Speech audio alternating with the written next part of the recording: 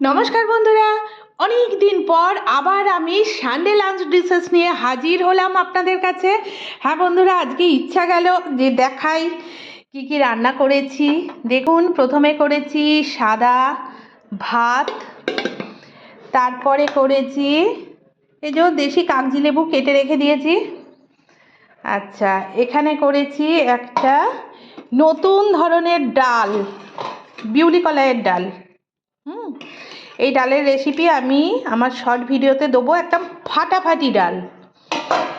তারপর করেছি দেখুন আমাদেরই চাষের পালং শাক, সেই লাউ পালংয়ের তরকারি, সঙ্গে আছে ইলিশ মাছের মাথা আর কাতলা মাছের তেল। এরপর আছে হারা ভাড়া কাতলা। হ্যাঁ বন্ধুরা, এইটাও নতুন রেসিপি, এইটারও আমি একটা শর্ট ভিডিও আপনাদের সঙ্গে শেয়ার করব, দেখে নেবেন, দারুণ রেসিপি।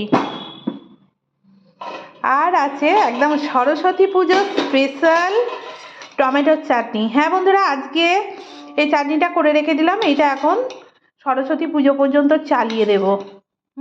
মানে চালাতেই হবে, কিছু করার নেই, চালিয়ে দেব। সঙ্গে আছে কেন্টের জল।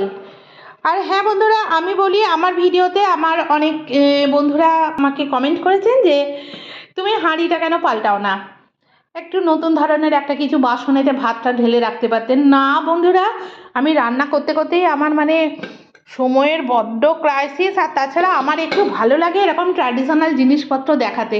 তো বন্ধুরা, আজ আসি, দেখা হচ্ছে পরের ভিডিও, ততক্ষণ টাটা।